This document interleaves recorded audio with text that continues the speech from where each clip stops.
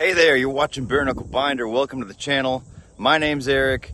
If you dig super rare, super cool vintage four-wheel drive trucks, this is your lucky day. Because of all the crazy stuff on the internet, you happen to have found a video about a 1952 International Harvester L-122 Coleman 4x4 conversion. Now, of all the people that you know, you might be able to find two or three that could say that 5 times fast, but what you won't find two or three of is this truck right here. In the last several years, I have researched this thing tirelessly, and by all indications, this appears to be the only one that was ever built. Now, rarity is definitely dictated by the numbers, but coolness, in my mind, is a matter of context. So let me tell you why this thing is super cool.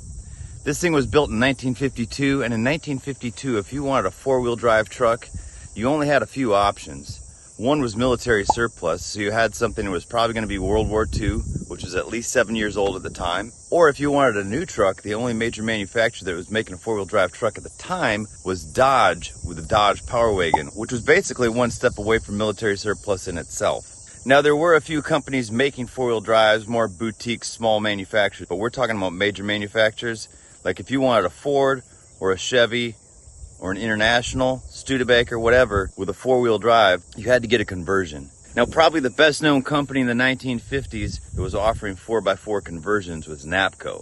But NAPCO was really focused mostly on GM trucks.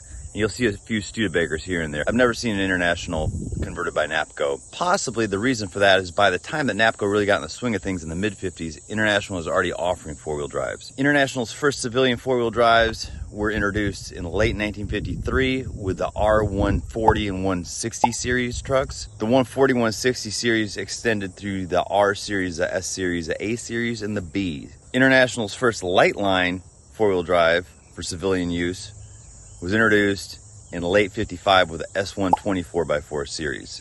So another company that was offering 4x4 conversions was Marmon Harrington, and most of the Marmon Harringtons you'll see are on Fords. But of all the companies that are offering 4x4 conversions, by far in my book as the coolest was Coleman. Coleman was started by a guy named Harley Holmes. He actually patented the system in 1916. He was building his own trucks by 1920 as a Holmes truck.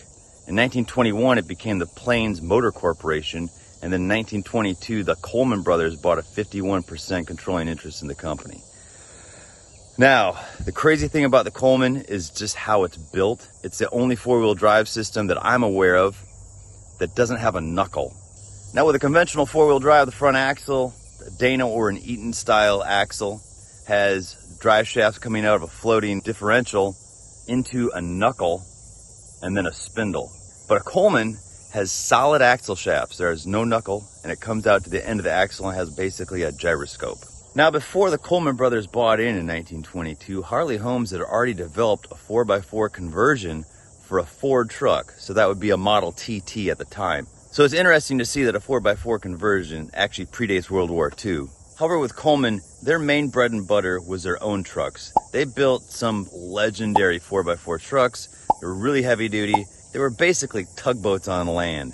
They could plow snow like nothing else. They could pull, they could push. A lot of them were used to drag giant airplanes around on the tarmac at airports. So a lot of the conversion kits that they offered, you'll typically see them on larger trucks. I would say 2-ton trucks and bigger is where you'll typically see a Coleman conversion. Now, a Coleman conversion in itself is somewhat rare, but if you want to talk about rarity, hen's teeth, toenails on a snake, and angel farts, when you start looking at light line Colemans, we're talking like 1 ton and less, that's when it gets really rare. And this, as far as I can tell, this is the only 3/4 ton International Coleman conversion that exists. All that being as cool as it is, the story of how I found this truck is actually probably just as cool.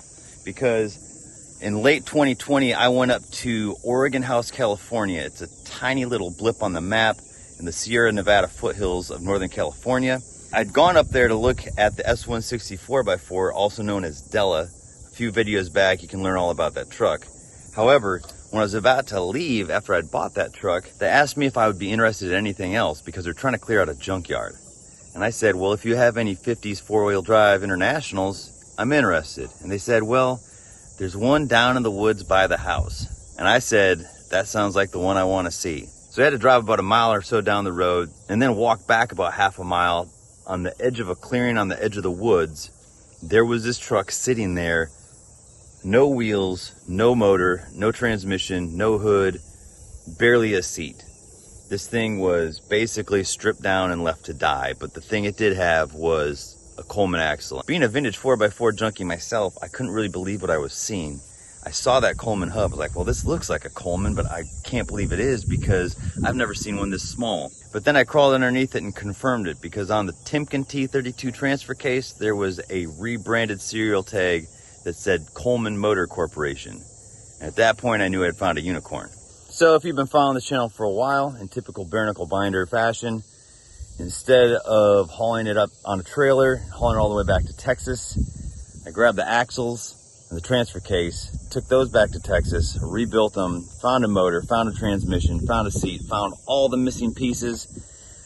Then I went back up, built the truck in 9 days, and drove it 2,500 miles home to Texas. So another little nugget at play in the story of me rescuing this truck. When I went back up to California with all the pieces to reassemble the truck, it was October of 2022. And where this truck was located is probably 40 miles or so from Grass Valley, California. And every October in Grass Valley, California is the Sierra Fall Rallye. This is an international harvester get-together hosted by IH Parts America. Now my goal, well, my first goal was to make it home with this truck. My second goal was to make it to Sierra Fall Rallye with this truck. I missed it by a few days, and it's always bothered me. All right, so that's a brief overview of this truck, also known as Claudette. So for those of you that don't know, now you know. The cross-country trip to bring this truck home to Texas was almost 2 years ago. In that time, I've improved some things, I've fixed some stuff, but there's plenty of stuff left to address. Some of this stuff is still junkyard fixes that just has lasted almost 2 years. However, big announcement coming at the end of this video about this truck and why I have to get all this stuff addressed and fixed up. So let's get into it. All right, I don't know about you, but I'm a list maker. So I have a list of, hold on. Sitting in a junkyard, this thing, crazy. This truck blows my mind every day. I daily drive this truck. This is my vehicle. So I don't know about y'all, but I'm a list maker. I've got to, because I've got too many projects going on all the time. I can't not have a list. Here it is.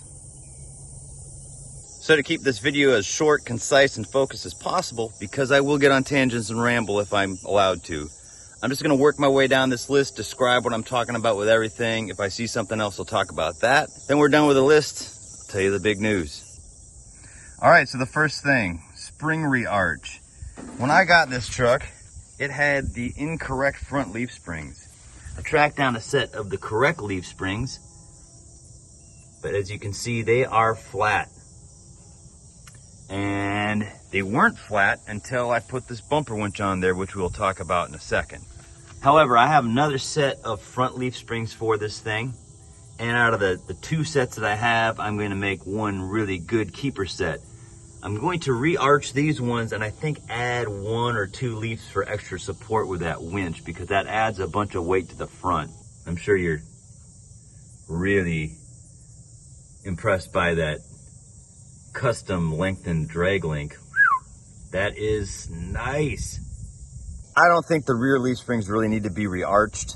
I probably will re-arch them, but that's not a necessity at this point. So I'm just focused on that front axle because we got the added weight from the winch. All right, transmission swap. All right, with this one, I've got to talk about the winch.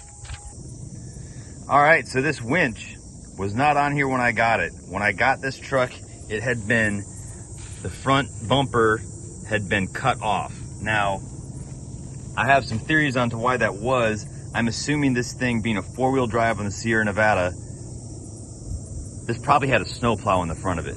When I got the truck, didn't have a radiator, motor, any of that stuff. So I'm assuming all that stuff got taken out and it probably had a snowplow welded on the front. So it was easier just to cut it off, because really if it just had a bumper, these are 4 bolts and they're out. So anyway, had to extend the bumper with the help of my buddy Isaac, IC Weld, talk about all the time. This is a Braden MU2. This is out of an International Harvester M24 World War II military truck. It even says it right there, the guy I bought it from marked it. Now the Braden MU2 was the same winch that was used on the Dodge Power Wagon and the classic Dodge military vehicles of World War II. However, the Braden MU2s that were mounted on Internationals versus the ones built on Dodges are slightly different. I think the spool's the same, but the actual profile's a little bit shorter and they have a different handle. This handle obviously is busted. This winch, actually, I need to go through this winch still. It was sitting on the floor of my garage for months and just in the way all the time. I need to go through and reseal it. I got to make sure that the bushings are still good on it. I need to replace the handle. I mounted it on the truck basically just to get it out of the way. And plus I had to see how it looked. So why am I talking about this winch when the thing that we saw on the list was a transmission swap? It's because this is a PTO driven winch and it's driven off the transmission. The transmission in this truck is a Borg Warner T9. International's nomenclature in the parts books when you got into the 50s for a T9 was actually T10, which is confusing in itself. Now a T9 or a T10, I'm just gonna keep calling it a T9 at this point because a wider range of people understand what I'm talking about because they use them in Fords and stuff and whatever. So the Borg Warner T9 had one PTO out and that PTO was on the passenger side. Now with a four-wheel drive, you can't run a bumper winch with a passenger side PTO. At least on Internationals, it's a passenger side drop. And that means the drive shaft for the front axle comes out of a transfer case and goes down the passenger side of the motor to the axle. With a Coleman, it's not quite as important because the Coleman is centered and the lift that they put on for the conversion gives it plenty of clearance. However, this is an International, and so I had to get the right transmission because clearly I love a challenge. Now some PTO bumper winches are driven off the transfer case, but one, I don't like that. I like it on the transmission. And two, the Timken T32 transfer case that's in this does not have side PTO outlets. It only has the option for a rear-facing driveline PTO. So I had to find a transmission that had a driver side PTO opening. Now there's a few options for that, but really only one of which is period correct for this, which is important to me. In World War II, the M24 had a T9 that had dual PTO outlets. Everything else was pretty much exactly the same except the bottom housing of the transmission. In the mid-50s, International brought that back. I'm not sure if you could special order it in between that time to run two PTOs on a two-wheel drive truck. I'm sure International would have done that if you'd asked them. However, that transmission came back into the service manual. It's actually not listed in the MT-103 parts manual. However, it is listed in the service manual for the S-Series trucks. And like I said, the nomenclature for a T9 was T10 in IH literature. What they called the transmission with the dual PTO outputs was the T11. Another thing they called it was the T9 4x4. They did that with the understanding that if a truck had four-wheel drive, that front axle drive shaft was going to be a conflict. And so they brought back this transmission with a dual PTO output so that a four-wheel drive truck could run a front bumper winch. So the T9 that's in this truck was out of my parts piles. This transmission originally came out of a 1940s International, so I had to change the output on it to match a 50s drive shaft. But as you can see, it does not have a driver side PTO. It only has one on the passenger side. I'm going to get to it in a minute why there isn't a drive shaft going to the front axle. But as you can see, there's plenty of clearance between right there and right there. So in the past year, my new buddy Justin reached out to me from the East Coast. He had an S124 4x4 out of Colorado. He'd seen an early video of mine where I swapped in a T98 into my S124 4x4 at the time, replacing the 3 on the tree transmission, which personally I despise. I feel like they're just not heavy duty enough for these trucks. He had a T9 in his truck that he wanted to replace so that he could have a transmission with synchros in it. A lot of people don't like the T9 for that reason because it's old straight cut gears. You have to double clutch it. You know, it's whiny, everything. I tried to find him a T98 and we were going to do a trade, but eventually he just found a T19, which is a later version of a T98, which actually was probably a better fit for him anyway. And so I paid for him to ship me the T9 that he had because it had both PTO outlets. So it's going in this. I know that's a lot of information about a transmission, and actually when I do the video about the transmission swap, there'll be even more information, but I promise not everything on this list is going to be that involved. All right, the spotlight.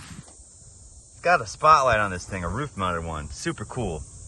This is actually an IH branded Unity spotlight. And this was on the truck when I got it. It's got the IH on the crown emblem there. And this thing has never worked since I got it, which I find hard to believe. I'm almost disappointed in myself. When I got Della the S160, I think I had that spotlight working within an hour. I think it's finally time to fix that spotlight. Lever boots. Okay, this is a fun one.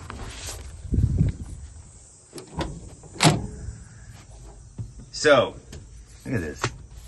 Floor, man, I should have cleaned up in here. Didn't know I was gonna have company. All right, so these levers. This one is the high-low, that one is the parking brake, and that one is the front axle engagement. Clearly this is a stick shift. I have a stock boot for this thing, and I want to make, out of upholstery fabric, I want to make boots for these levers. The reason being is that this truck, when you're driving down the road, a lot of fumes come through here, and by the time you reach a destination or you're doing something, you smell like exhaust pretty hard. And when Jess and I were driving this thing cross country, we also had a problem with the brakes, and because of all the leaks in the cab, we smelled like burnt brakes and oil almost constantly. I think it took a couple weeks to actually get that smell out of our hair.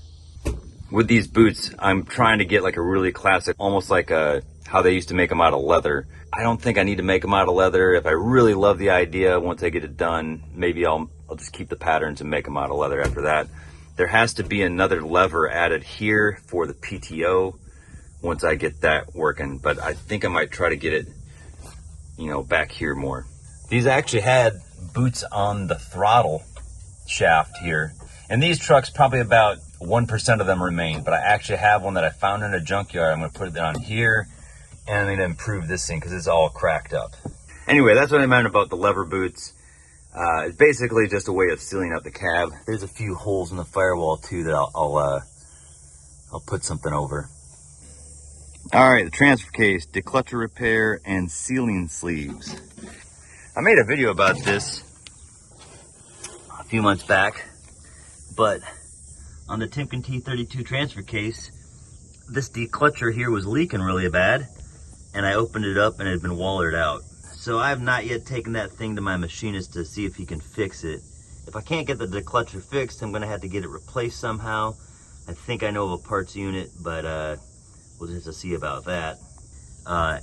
In the meantime, that yoke, and the main input yoke, 3 yokes, they all leak because they all have grooves worn in them from seals over the last 70 some odd years.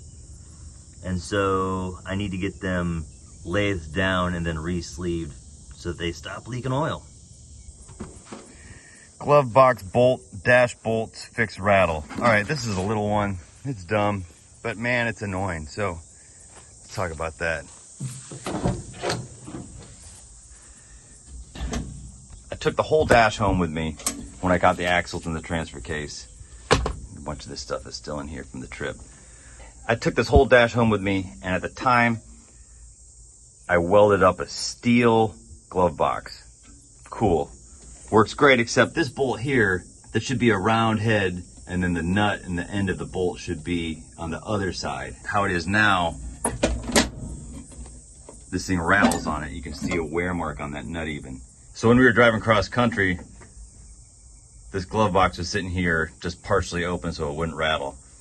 As far as the dash screws, stuff like that, I think there's this one missing, there might be another one missing, and that bothers me, so I gotta get that fixed. So anyway, I'm gonna fix these. All right, let's see here.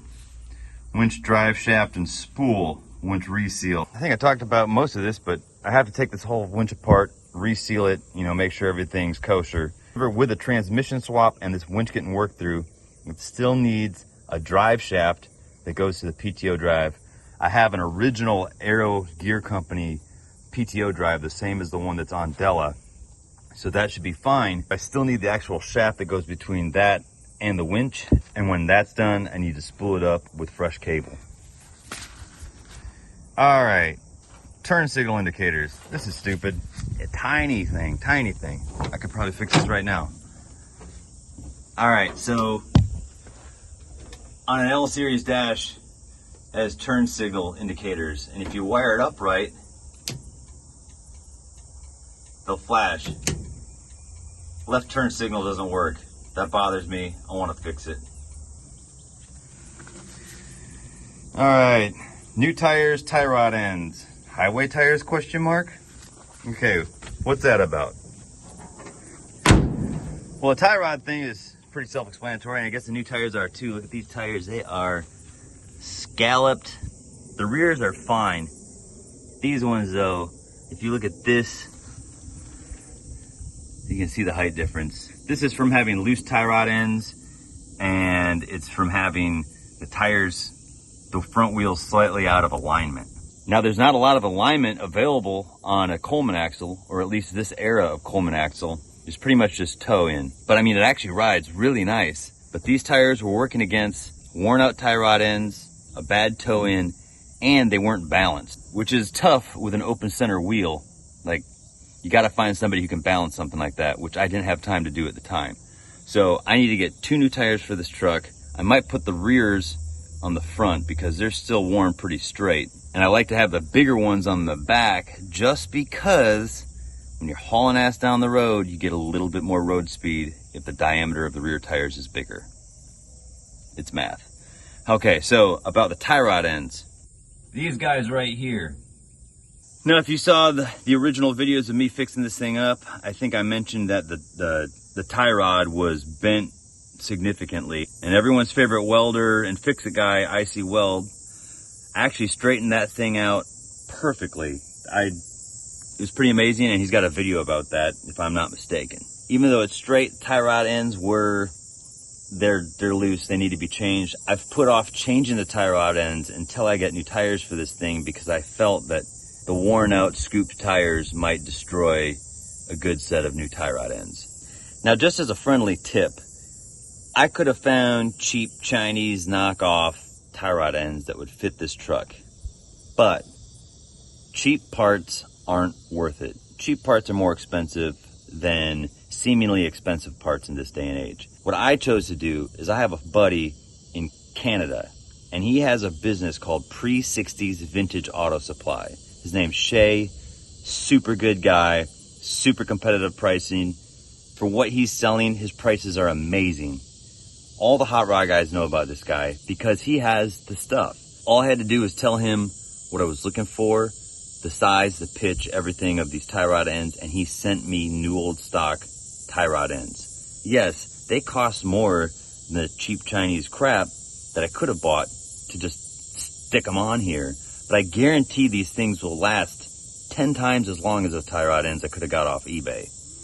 He's not paying me to say this. I'm saying this to help him and mostly to help you, because if you need something, and he doesn't just have international stuff, that's probably the least of what he has. The guy has semi-trailers full of new old stock USA made parts, like consumable auto parts. It's worth checking out. I put his website in the video description.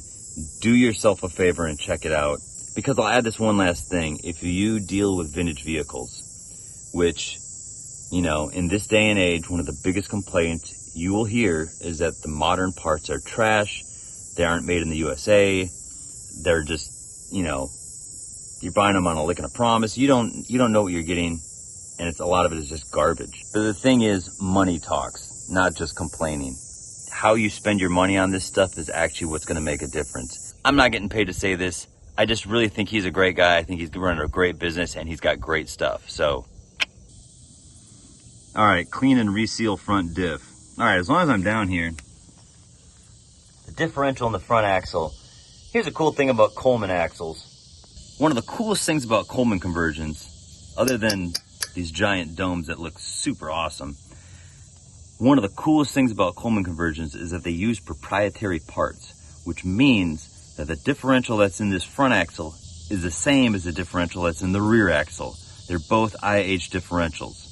So the thought behind that is that, yeah, you can have a Coleman conversion, but for a lot of the parts, other than what absolutely has to be Coleman, it's going to be International. That meant better support from International, and actually more money for International, less headaches for Coleman. When I got this truck, it was sitting with two 477 differentials.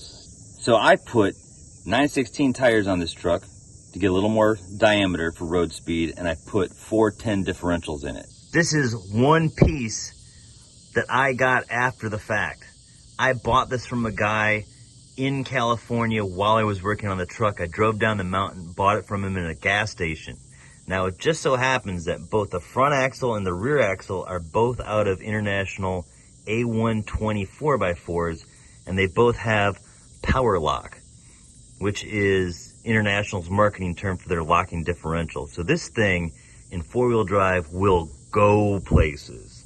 Seriously, it's eye-opening. However, since this differential I did not have at the house, I didn't have a chance to clean it up and paint it or reseal it or any of that stuff. It has been a greasy turd ever since I got it, and it will leak if it's spinning. So one of my goals is to take that thing apart in the next month or so, clean it up, paint it, reseal it, put it back on. And since we're right here, thrust washers on power rings. Okay, inside this Coleman axle, this is not just a hubcap. This is a thick steel dome, and underneath this is basically a gyroscope. And that's how a solid axle shaft on a Coleman compensates for steering. Now there is a yoke that is bolted across the end of the axle shaft, and then with two pins it is connected to a ring, which 180 from that has two rings. So with subtle movement with that yoke, the four pins and the ring and the hub, this thing can steer and transmit power at the same time. Now, daily driving this thing, when I was going slow speeds up to 20 miles an hour, I would hear clunks. That's a technical term. I'd hear clunks. And I figured out what was happening was that when this thing would turn, there was some clearance between the power ring and the hub, and the whole assembly would just kind of fall on the pins every time it turned. So once I found that was happening, I took the axle shafts, power rings, and yoke out of the axles. So this is not a live axle right now. This is just basically a beefed up two-wheel drive truck at the moment. To fix this, I'm going to install thrust washers in between the ring and the hub. So I have to order those. McMaster Car has some that should work on their website. I just have to get them ordered this week. So I'm going to make a whole video about this axle once I pull it out again, because I have to pull it out again to completely service this thing. But I've had a lot of questions about it. I've had a lot of people say, you know, in the one teardown video you had, when you illustrated how a Coleman axle works, it still wasn't clear to me, so I'm going to try to do a better job of explaining how this thing works. So that will be a really cool video. Hopefully it'll be the end-all be-all explanation for the Coleman. All right, as long as we're talking about the Coleman axle, brake cylinder on the front axle, new brake light switch, and the Miko cable. All right, so the first one has to do with this axle, because you have to open the axle up to get to the brakes. Now, a little while back, I made a video about adding a hydrovac to this, a Bendix hydrovac, which is vacuum powered power brakes for this, period correct, of course. And I said I'd make a follow-up video, and I will, but here's a little snippet of follow-up on it already. Power brakes work. I'm having some problems with them. I have to pump the brakes once or twice, but they still lock in better than before. However, I did blow out the cups on the front wheel cylinders slightly. So if you watch the axle teardown video I made about this axle before, you have to tear this axle completely apart to get to the wheel cylinders. So if you see how much that hub sticks out the back side of that wheel, you have to dig through all that just to get to the wheel cylinder. Plus, on the cross-country trip home, this front axle, there was a lot of road salt or ice treatment on the roads, and it rusted a lot. So hopefully when I get it apart, I'll have some time to really clean it up and get her looking good again. The other thing I noticed after my hydrovac conversion was that my brake lights stopped working. I don't know if that's a pressure mismatch between the hydrovac and the master cylinder, or it's just old stuff doing old stuff and deciding to quit working. So I've got to replace a brake light switch. It's mounted right on the master cylinder, so any pressure that feeds it would be back pressure between that and the hydrovac. So if that doesn't fix it, I'll probably have to add a brake light switch after the hydrovac. We'll figure it out. Another thing about the hydrovac project is that I never connected a cable to the MECO. And the MECO is a brake lock. It's a hydraulic line lock. It's right here. It's right there. And it should have a cable connected right there. All right, we're almost done. Alternator belt adjustment. Obviously this truck originally was 6 volts, but honestly I need 12 volts for everything I do with this thing. And for some reason, this truck constantly loosens the alternator belt. And I've done a few of the tricks I know, and so I have another trick lined up my sleeve that I'll be making the next video about with this truck. But even this is a trick that's pretty good, because you can use 2 bolts and make a little triangle out of steel, and 1 bolt for the alternator and 2 to hold it, but it still keeps getting loose. So need a solution for that, and I've got one. I just need to make the video. Hood adjustment, bumpers. All right, so this hood doesn't totally sit perfectly in the cavity of the front clip, and a lot of that is adjustment with these. These are the latches, and you can move them up and down a little bit side to side. And so I'm going to get those adjusted as well as I can and show how to do that. Also, this hood has these holes here, and in those holes go little rubber bumpers to keep the squeaks down. There's a few squeaks on this truck, not as many as you might think. There's also some here, and when this hood closes, here, let me show you the hood close. That'll illustrate all of this a lot better. All right, as you can see the hood lines here. That one's not too bad, and then this one's kind of up, and then this grill piece here, there's this big gap, and some of it might have to do with this grill being pushed in a little bit. Clearly it's not perfect, but I think it should fit a little bit better than that. I said this thing didn't have a hood when I got it, and so this green hood I actually got from my buddy Alex West, who I talk about almost too much on the channel, and pretty decent hood, but it didn't have any hardware on it. Handles, any of the trim. I found a junk hood that was completely rusted out in East Texas, and I got all that stuff off of it, including the Nash Flying Goddess. And since this was a decent parts hood, I felt it wasn't sacrilegious to cut a shadow box behind this emblem and put an instrument panel light, and so it glows when the lights are on. Super cool. Anyway, and that brings us to the last thing on the list, which is passenger side Coleman emblem. Now, again, this truck didn't have a hood when I got it. Searched for hours through the woods and junk piles, everything in that junkyard, hoping to find the original hood, because being that this truck has all the earmarks of being a prototype, which is another way in that day and age of calling it a demonstrator, it might have had Coleman logos on the hood. Not every Coleman conversion did, but it was something that they were trying out. Perhaps they would have. There was a tiny chance it might, but we'll never know because we couldn't find the hood. So I don't know how, because these are super rare, but I found some Coleman logos on eBay. Not together, got them 2 separate ones. I've got this one on the driver's side and nothing on the passenger side. The one for this side is in the glove box right now. I just need to drill some holes and get it done. Okay, there's one other thing I can think of to add to the list that I want to see if I can do. Actually, 2 things, and they're both right here. I've always just had a chain holding this exhaust up, and actually you can see a dent in the pipe. That's where it fell off one time. One of the 2 times that it fell off.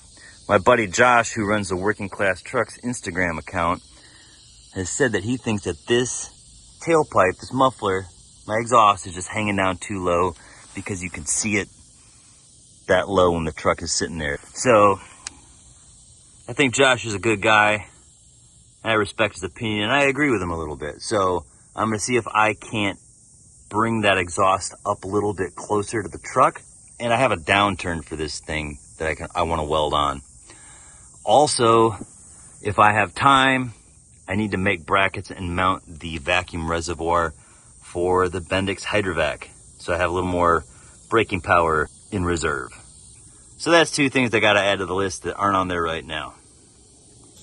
Woof, it is getting hot. Texas, it's not even noon yet. All right, so that's a quick overview of the truck and a quick rundown of the list of the things that I have to do to it. Now, what's the deadline? The deadline is October again, because, all right, here's a big announcement. The Holden brothers, who hopefully you know who they are. If not, you should go follow their Instagram and their YouTube, because they're awesome dudes, salt of the earth. We've done stuff together. They bought a travel in Bend, Oregon from Ben at 406 Garage. They went up there in February. I couldn't make it on that trip with them to go drive it across the country. And unfortunately, they got it on the road to go home and they realized the transmission was not gonna make it. So they caught a rental car, hightailed it back to Texas, and they've been trying to figure out when's the best time to go get this thing. In the meantime, here I am sitting thinking about how I missed having this truck at the Sierra Fall Rallye in Grass Valley in October that one year. And I came up with a bright idea. I was like, hey guys, how about I get Claudette all the way back up to Grass Valley? You get that travel all down to Grass Valley, and then we will retrace most of our route back through Highway 50 in Nevada and find all the cool ghost towns and stuff. We'll both have very capable 4-wheel drive internationals, just driving old vintage trucks across the desert all the way back to Texas. So, that said, if you want to see this truck in person, if you want to meet me, Willie, and Steven in person, we will be at the Sierra Fall Rallye in Grass Valley, California. I believe it's October 11th through the 13th. And it is put on by IH Parts America, like I said, who are amazing people. Amazing people show up to this thing. Amazing trucks and scouts show up to this thing. And I'm actually getting really excited just talking about it. 3 huge exciting things. 1, going through this truck and getting everything exactly how I want it. 2, Sierra Fall Rallye. That's gonna be an amazing time. Grass Valley is like paradise. If you've never been there, it's amazing. So if you're on the West Coast, love International Harvesters, check it out. The registration is now open. I'll put the link to that in the video description. There's a lot of links in the video description. I even put some links for articles about early Coleman stuff in there too, so check those out. And you can get a Bare Knuckle Binder shirt there if you want one too. All right, so the third thing that's super exciting is going to be the trip home from California to Texas. I've done it twice already in Old Internationals, so this will be my 3rd time, 2nd time in this rig, and hopefully with less mechanical problems, because the truck's here, we can go through it. Let's go through it. So that said, thank you so much for watching. Like and subscribe if you dig this sort of thing, and I'll see you in the next video.